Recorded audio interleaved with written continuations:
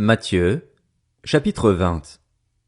En effet, le royaume des cieux ressemble à un propriétaire qui sortit dès le matin afin d'embaucher des ouvriers pour sa vigne. Il se mit d'accord avec eux pour un salaire d'une pièce d'argent par jour et les envoya dans sa vigne. Il sortit vers 9 heures du matin et en vit d'autres qui étaient sur la place, sans travail. Il leur dit, « Allez aussi à ma vigne et je vous donnerai ce qui sera juste. » Et ils y allèrent. Il sortit de nouveau vers midi et vers 3 heures de l'après-midi, et il fit de même. Il sortit enfin vers 5 heures de l'après-midi et en trouva d'autres qui étaient là, sans travail. Il leur dit, « Pourquoi vous tenez-vous ici toute la journée sans travailler ?» Ils lui répondirent, « C'est que personne ne nous a embauchés. » « Allez aussi à ma vigne, leur dit-il, et vous recevrez ce qui sera juste. » Le soir venu, le maître de la vigne dit à son intendant, « Appelle les ouvriers et paye-leur le salaire, en allant des derniers aux premiers. » Ceux de 5 heures de l'après-midi vinrent et reçurent chacun une pièce d'argent. Quand les premiers vinrent à leur tour, ils pensèrent recevoir davantage, mais ils reçurent aussi chacun une pièce d'argent. En la recevant, ils murmurèrent contre le propriétaire en disant, « Ces derniers arrivés n'ont travaillé qu'1 heure et tu les as traités comme nous, qui avons supporté la fatigue du jour et de la chaleur. » Il répondit à l'un d'eux, « Mon ami, je ne te fais pas de tort. N'as-tu pas été d'accord avec moi pour un salaire d'une pièce d'argent? Prends ce qui te revient et va-t'en. Je veux donner à ce dernier arrivé autant qu'à toi. Ne m'est-il pas permis de faire ce que je veux de mes biens? Ou vois-tu d'un mauvais œil que je sois bon? Ainsi les derniers seront les premiers et les premiers seront les derniers. Beaucoup sont invités mais peu sont choisis. » Pendant qu'ils montaient à Jérusalem, Jésus prit à part les 12 disciples et leur dit en chemin, « Nous montons à Jérusalem et le Fils de l'homme sera livré aux chefs des prêtres et aux spécialistes de la loi. Ils le condamneront à mort et le livreront aux non-juifs pour qu'ils se moquent de lui, le fouettent et le crucifient. Le 3e jour il ressuscitera. » Alors la mère des fils de Zébédée s'approcha de Jésus avec ses fils et se prosterna pour lui faire une demande. Il lui dit, « Que veux-tu? » « Ordonne, lui dit-elle, que dans ton royaume mes 2 fils que voici soient assis l'un à ta droite et l'autre à ta gauche. » Jésus répondit, « Vous ne savez pas ce que vous demandez. Pouvez-vous boire la coupe que je vais boire, ou être baptisé du baptême dont je vais être baptisé? » Nous le pouvons, dirent-ils. Il leur répondit, « Vous boirez en effet ma coupe, et vous serez baptisés du baptême dont je vais être baptisé. Mais quant à être assis à ma droite et à ma gauche, cela ne dépend pas de moi et ne sera donné qu'à ceux pour qui mon Père l'a préparé. » Après avoir entendu cela, les 10 autres furent indignés contre les 2 frères. Jésus les appela et leur dit, « Vous savez que les chefs des nations dominent sur elles et que les grands les tiennent sous leur pouvoir.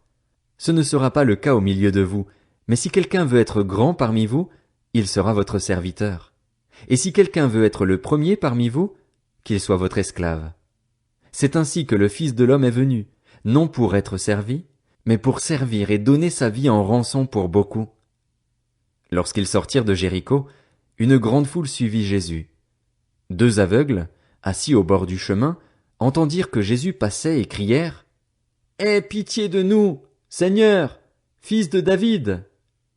La foule les reprenait pour les faire taire, mais ils crièrent plus fort, « Aie pitié de nous, Seigneur, fils de David !» Jésus s'arrêta, les appela et dit, « Que voulez-vous que je fasse pour vous? » Ils lui dirent, « Seigneur, que nos yeux s'ouvrent. » Rempli de compassion, Jésus toucha leurs yeux. Aussitôt ils retrouvèrent la vue et ils le suivirent. Matthieu, chapitre 21.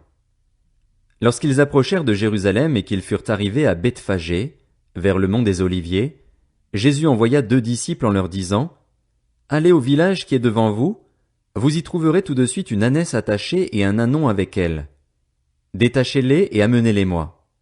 Si quelqu'un vous dit quelque chose, vous répondrez, « Le Seigneur en a besoin. » Et à l'instant il les laissera aller. Or, tout ceci arriva afin que s'accomplisse ce que le prophète avait annoncé. Dites à la fille de Sion, « Voici ton roi qui vient à toi, plein de douceur et monté sur un âne, sur un ânon, le petit d'une ânesse. » Les disciples allèrent faire ce que Jésus leur avait ordonné. Ils amenèrent l'ânesse et l'ânon, mirent leurs vêtements sur eux, Et Jésus s'assit dessus. Une grande foule de gens étendirent leurs vêtements sur le chemin. D'autres coupèrent des branches aux arbres et en jonchèrent la route. Ceux qui précédaient et ceux qui suivaient Jésus criaient « Hosanna, ô fils de David! Béni soit celui qui vient au nom du Seigneur! Hosanna dans les lieux très hauts! » Lorsqu'il entra dans Jérusalem, toute la ville fut troublée. On disait « Qui est cet homme ?» La foule répondait « C'est Jésus, le prophète de Nazareth en Galilée. » Jésus entra dans le temple de Dieu. Il chassa tous ceux qui vendaient et qui achetaient dans le temple, et il renversa les tables des changeurs de monnaie et les sièges des vendeurs de pigeons. Il leur dit, « Il est écrit, mon temple sera appelé une maison de prière, mais vous, vous en avez fait une caverne de voleurs. » Des aveugles et des boiteux s'approchèrent de lui dans le temple, et il les guérit. Mais les chefs des prêtres et les spécialistes de la loi furent indignés à la vue des choses merveilleuses qu'il avait faites et des enfants qui criaient dans le temple, « Hosanna, ô fils de David !» Ils lui dirent, « Entends-tu ce qu'ils disent ?» Oui, leur répondit Jésus, « N'avez-vous jamais lu ces paroles ? Tu as tiré des louanges de la bouche des enfants et des nourrissons. » Puis il les laissa et sortit de la ville pour aller à Béthanie où il passa la nuit. Le lendemain matin, en retournant à la ville, il eut faim. Il vit un figuier sur le bord du chemin et s'en approcha, mais il n'y trouva que des feuilles. Il lui dit, « Que jamais plus tu ne portes de fruits. » Le figuier sécha immédiatement. Voyant cela, les disciples furent étonnés et dirent, « Comment ce figuier a-t-il pu devenir immédiatement sec ?» Jésus leur dit alors, « Je vous le dis en vérité, si vous avez de la foi et que vous ne doutez pas, non seulement vous ferez ce qui a été fait à ce figuier, mais même si vous dites à cette montagne, « Retire-toi de là et jette-toi dans la mer », cela arrivera.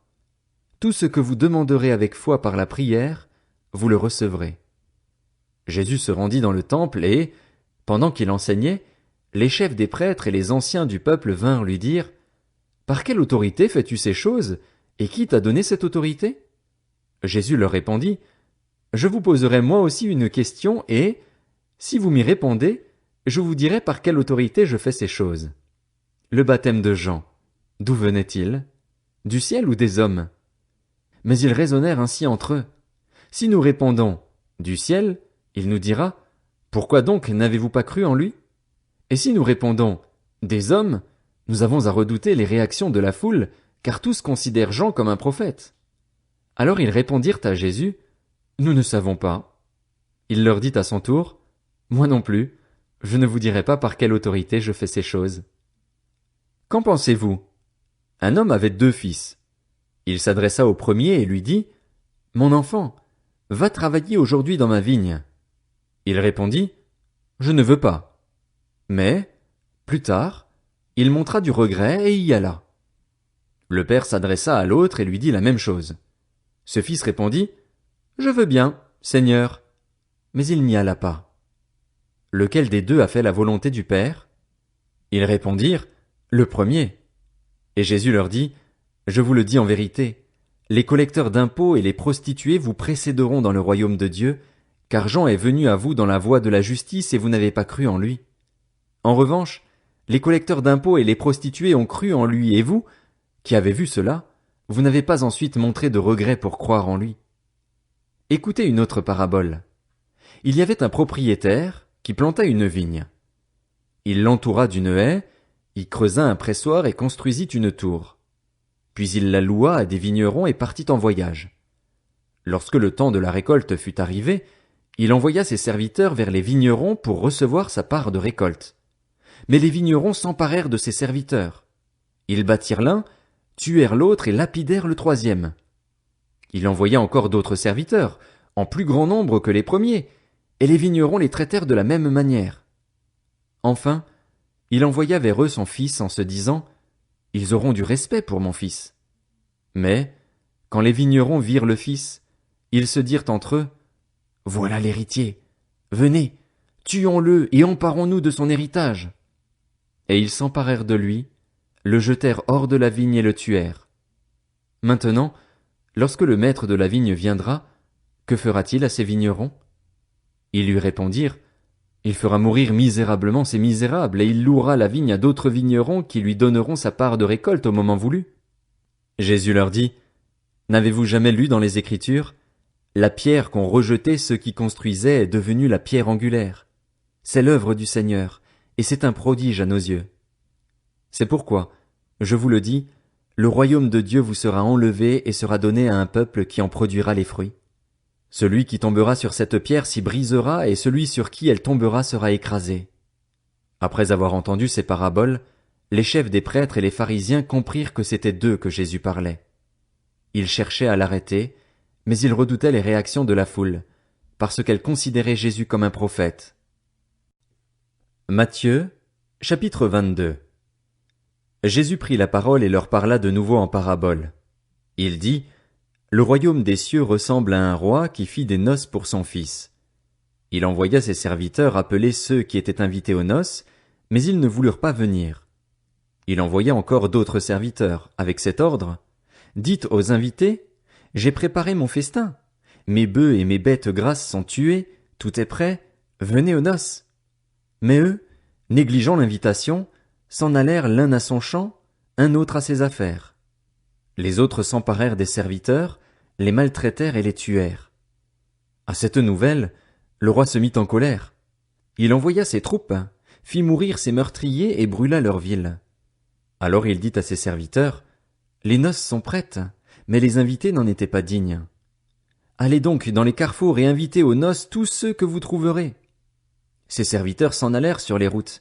Ils rassemblèrent tous ceux qu'ils trouvèrent, mauvais et bons, et la salle des noces fut remplie d'invités. Le roi entra pour les voir, et il aperçut là un homme qui n'avait pas mis d'habit de noces. Il lui dit, Mon ami, comment as-tu pu entrer ici sans avoir d'habit de noces? Cet homme resta la bouche fermée. Alors le roi dit aux serviteurs, Attachez-lui les pieds et les mains. Emmenez-le et jetez-le dans les ténèbres extérieures, où il y aura des pleurs et des grincements de dents. En effet, beaucoup sont invités, mais peu sont choisis. Alors les pharisiens allèrent tenir conseil sur les moyens de prendre Jésus au piège de ses propres paroles. Ils envoyèrent vers lui leurs disciples avec les Hérodiens. Ils lui dirent, Maître, nous savons que tes paroles sont vraies et que tu enseignes le chemin de Dieu en toute vérité, sans te laisser influencer par personne, car tu ne regardes pas à l'apparence des personnes. Dis-nous donc ce que tu en penses. Est-il permis, ou non, de payer l'impôt à l'empereur? Mais Jésus, connaissant leur méchanceté, répondit, Pourquoi me tendez-vous un piège, hypocrite? Montrez-moi la monnaie avec laquelle on paye l'impôt. Ils lui présentèrent une pièce de monnaie. Il leur demanda, De qui porte-t-elle l'effigie et l'inscription? De l'empereur, lui répondirent-ils. Alors il leur dit, Rendez donc à l'empereur ce qui est à l'empereur et à Dieu ce qui est à Dieu. Étonnés de ce qu'ils entendaient, ils le quittèrent et s'en allèrent. Le même jour, les Sadducéens, qui disent qu'il n'y a pas de résurrection, vinrent trouver Jésus et lui posèrent cette question. Maître, Moïse a dit, si quelqu'un meurt sans enfant, son frère épousera la veuve et donnera une descendance à son frère. Or, il y avait parmi nous 7 frères. Le premier s'est marié et est mort, et, comme il n'avait pas d'enfant, il a laissé sa femme à son frère. Il en est allé de même pour le deuxième, puis le troisième, et ce jusqu'au 7e. Après eux tous, la femme est morte aussi. À la résurrection, duquel des 7 sera-t-elle donc la femme? En effet, tous l'ont épousée. Jésus leur répondit, Vous êtes dans l'erreur parce que vous ne connaissez ni les Écritures, ni la puissance de Dieu. En effet, à la résurrection, les hommes et les femmes ne se marieront pas, mais ils seront comme les anges de Dieu dans le ciel. En ce qui concerne la résurrection des morts, n'avez-vous pas lu ce que Dieu vous a dit? Je suis le Dieu d'Abraham, le Dieu d'Isaac et le Dieu de Jacob. Dieu n'est pas le Dieu des morts, mais des vivants. La foule qui écoutait fut frappée par l'enseignement de Jésus. Les pharisiens apprirent qu'il avait réduit au silence les Sadducéens. Ils se rassemblèrent et l'un d'eux, professeur de la loi, lui posa cette question pour le mettre à l'épreuve. Maître, quel est le plus grand commandement de la loi? Jésus lui répondit, Tu aimeras le Seigneur, ton Dieu, de tout ton cœur, de toute ton âme et de toute ta pensée. C'est le premier commandement et le plus grand. Et voici le deuxième, qui lui est semblable.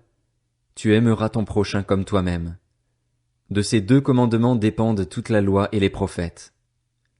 Comme les pharisiens se trouvaient rassemblés, Jésus les interrogea en ces termes. Que pensez-vous du Messie? De qui est-il le fils? Ils lui répondirent, de David.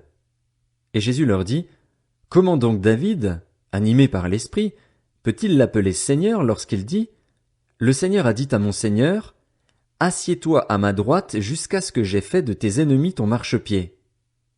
Si donc David l'appelle Seigneur, comment peut-il être son fils? Aucun ne put lui répondre un mot. Et, depuis ce jour, personne n'osa plus lui poser de questions.